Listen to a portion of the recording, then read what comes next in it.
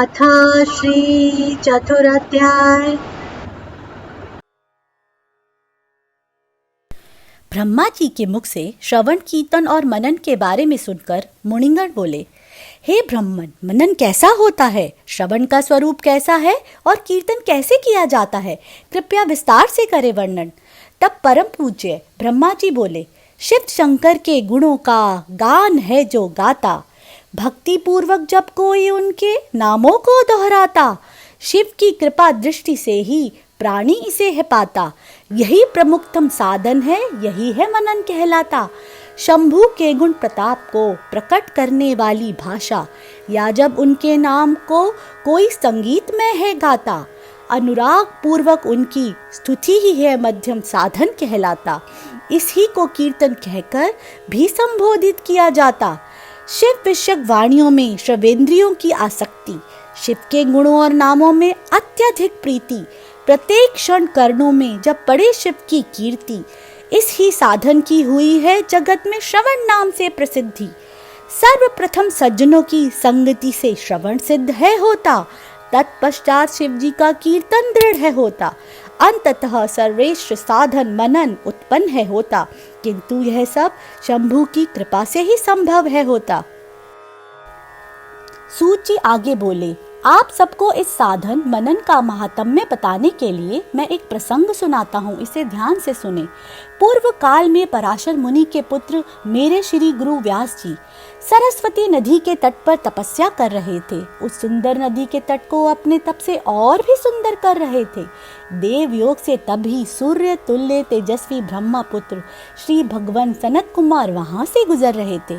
तब सनत कुमार जी ने देखा श्री व्यास जी को अपने विमान से, निश्चय किया उन्होंने व्यास जी की सहायता का अपने ज्ञान से। वहीं रुककर उन्होंने व्यास जी के ध्यान से जगने का किया इंतजार।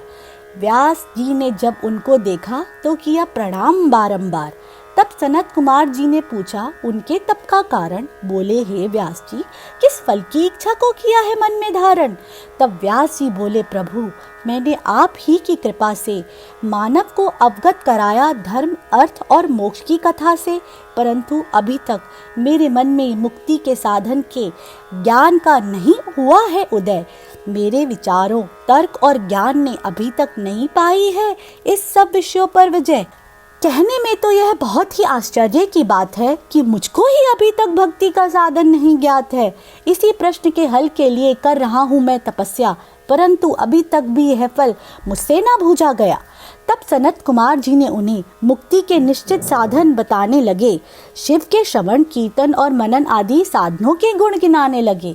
उन्होंने बताया कि आप ही की तरह मैं भी पहले भ्रमित था, मुक्ति के साधनों को न जानकर बड़ा ही अचंभित था। फिर घूमता घामता मैं पहुंचा मंदराचल पर्वत पर।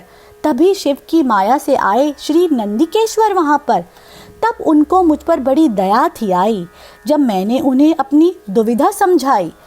तब नंदिकेश्वर जी ने ही मुझे स्नेहपूर्वक मुक्ति के ये 3 साधन थे बताए। शिव शंभू के श्रवण, कीर्तन और मनन के महत्व विस्तार से समझाए। उन्होंने मुझे यह गुप्त रहस्य भी बताया कि स्वयं शंभू से ही उन्होंने ये ज्ञान था पाया। अंत में उन्होंने कहा, हे ब्रह्मा पुत्र सनत कुमार, श्रवण आदि तीनों साधनों का अनुष्ठान करे बारंबार। व्यास जी से ऐसा कहकर सनत कुमार जी ने वहां से प्रस्थान किया। मेरे गुरुदेव ने मार्ग दिखाने के लिए उनका बड़ा ही धन्यवाद किया। तब सब ऋषिगण बोले, हे सूत जी, आपने श्रवण आदि 3 साधनों की मुक्ति का है तो उपाय बताया, परंतु अब यह एक प्रश्न हमारे मन में है आया। कृपया बताएं कि जो मनुष्य इन तीनों ही साधनों को करने में असमर्थ है, क्या उस मनुष्य का जीवन बिल्कुल ही व्यर्थ है? क्या किसी और उपाय से भी वो मुक्त हो सकता है? क्या उसे भी बिना अधिक यत्न के मोक्ष मिल सकता है? संगत जी, ऋषियों के इसी प्रश्न के साथ हम इस अध्याय को समाप्त करते हैं और अगले अध्याय में जानेंगे भगवान शिव के लिंग एवं साकार विग्रह की पूजा के रहस्य तथा महत्व का वर्णन। अंत में कबीर जी का एक दोहा कहना चाहूँगी। मथुरा, काशी, द्वारका, हरिद्वार, जगन्नाथ, साधु संगति हरि भजन, बिन कहु न आवे हाथ। जय गुरु जी।